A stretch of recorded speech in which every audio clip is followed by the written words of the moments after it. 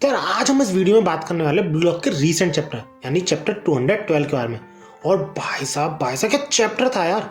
इससे ज्यादा बैड इस आगे शायद ही किसी और चैप्टर में रहा होगा। लिटरली ऊबर जैसी टीम जो कि एंटायरली डिफेंस ओरिएंटेड है, मतलब डिफेंस पे ज्यादा ध्यान देती है, उसके डिफेंस को अकेले तोड़ते हुए गोल कर देता है। और तुमको पता ना हो तो बता दूं, ये इसागी का सबसे पहला गोल है नियो ईगोइस्ट लीग का, जो कि उसने बड़ी ही एफर्टलेसली किया है। तो अगर तुम जानना चाहते हो और इंटरेस्टेड हो कि आखिर ऐसा हुआ कैसे, देन कीप वॉचिंग।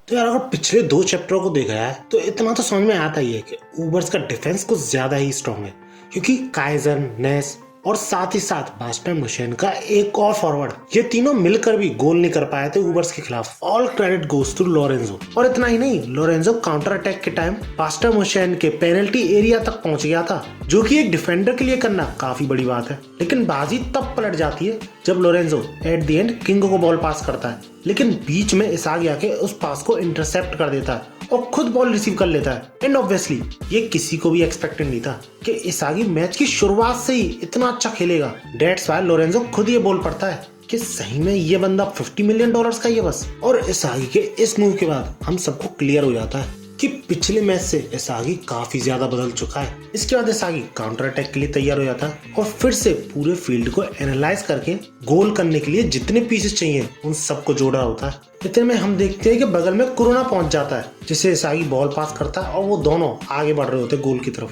जिसे देख के यूकीमिया यही सोच रहा होता है क्या ये दोनों मिलकर ही काउंटर अटैक करने वाले हैं और किसी की हेल्प नहीं लेंगे क्या। पर धीरे धीरे बंदे को चीजें समझ में आ रही होती है कि इसागी का एम क्या है, क्योंकि लोरेंजो अपनी डिफेंसिव पोजीशन पर नहीं था और ऊबर्स के काउंटर अटैक करने से भी जो ऊबर्स का डिफेंस था वो भी कमजोर हो चुका था। दैट्स व्हाई सबसे बेस्ट टाइम है किसी के भी गोल करने के लिए। और यही चीज हम इसागी और कोरोना के 1-2 पासेस में भी देख सकते हैं। बड़ी इजीली आगे बढ़ रहे होते हैं दोनों। और ये सब देख के यूकीमिया को ये समझ में आ जाता है कि अगर गोल करना है तो इन दोनों को डिवोर करना पड़ेगा, जिस वजह से वो इसागी से बॉल छीनने की भी कोशिश करता है। लेकिन फिर से यूकीमिया के साथ वही होता है, इसागी उसे एज अ बेट यूज करता है ऊबर्स के एक प्लेयर से बचने के लिए, जिसपे यूकीमिया यही सोच रहा होता है कि बंदा यार कितना बढ़िया होता जा रहा है। पिछले मैच के बाद भी जिसमें कि काफी बढ़िया खेला था इसागी, उससे भी बढ़िया खेल रहा है अब। भैया कितना इवॉल्व करेगा ये।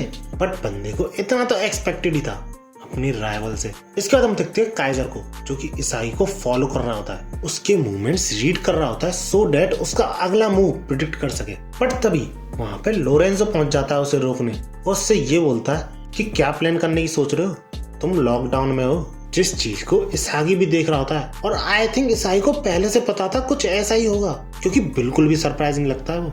अब तुम ये सोच रहे होगे कि लोरेंजो इसागी को छोड़ के काइजर के पीछे क्यों पड़ा है, तो इसका आंसर है मनी। क्योंकि लोरेंजो एज अ डिफेंडर जितने ज्यादा वोर्थ के स्ट्राइकर को रोकेगा उतनी ही तो एक डिफेंडर की भी वोर्थ ज्यादा होगी ना।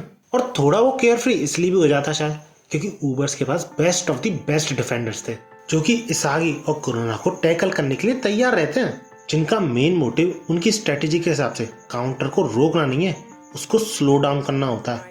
और उसी फॉर्मेशन का वो यूज करते हैं गोल के एकदम सामने खड़े होके। लेकिन नीको के लिए शॉकिंग बात ये होती है कि इसागी भी बिल्कुल सामने से ही गोल की तरफ चार्ज कर रहा होता है, यानी दौड़ रहा होता है, और बंदा स्लो भी नहीं हो रहा होता है, जो कि बिल्कुल अनएक्सपेक्टेड था। तब नीको को ये समझ में आता है कि उन दोनों को पहले से ही पता था कि ऊबर्स इसी स्ट्रेटेजी का यूज करने वाले हैं, और वो दोनों कुछ इस तरीके से निकलते हैं नीको और आइको के बीच में से कि उन दोनों को रिएक्ट करने तक का टाइम नहीं मिलता।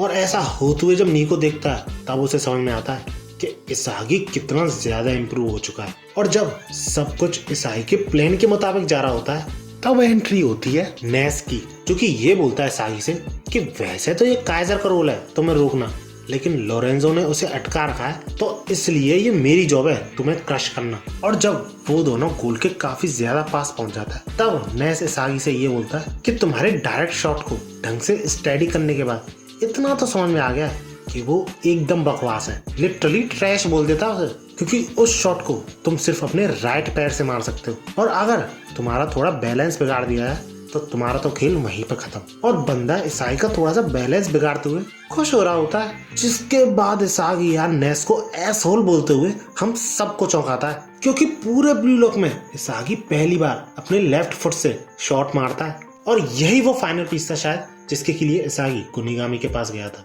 क्योंकि कुनिगामी का भी लेफ्ट फुट काफी ज्यादा स्ट्रांग है गोल स्कोरिंग में, और ये गोल इसागी का यूं समझ लो ग्राउंड पे सबों को चौंका देता है। और इसी तरह इसागी अपना नियो ईगोइस्ट लीग का पहला गोल बड़ी एफर्टलेसली कर लेता है। टू बी ऑनेस्ट, मुझे बिल्कुल भी नहीं लगा था कि इसागी इतनी आसानी से गोल कर देगा, वो भी एक चैप्टर में ही दिखा देंगे पूरे गोल को। मुझे लगा था 2-3 चैप्टर तो लेंगे ही। अब वैसे चैप्टर तो यहीं तक था, लेकिन मुझे क्या रीजंस लगते हैं कि इसागी एफर्टलेसली गोल कर पाया ऊबर्स के खिलाफ, वो सब मैं तुमसे शेयर करना चाहता हूँ, और तुम जिससे एग्री हो मुझे कमेंट से जरूर बता रहा। सबसे पहला और मेन रीजन तो ये है कि लोरेंजो अपनी डिफेंसिव पोजीशन पर नहीं था, जिस वजह से ऊबर्स शायद अपनी स्ट्रेटेजी चेंज करेंगे कुछ। दूसरा मेन रीजन ये है कि इसागी ने पहली बार अपना लेफ्ट पैर यूज किया। दैट्स व्हाई इस गोल में थोड़ा सरप्राइजिंग फैक्टर भी था, लेकिन हर बार तो सरप्राइज नहीं कर सकता ना ऐसा करके वो। बट हाँ, रोकने वाला बंदा कंफ्यूज जरूर रहेगा कि लेफ्ट पैर से मारेगा या राइट पैर से, एंड दैट्स व्हाई इसागी और भी ज्यादा अनप्रिडिक्टेबल बन गया। Aside from this,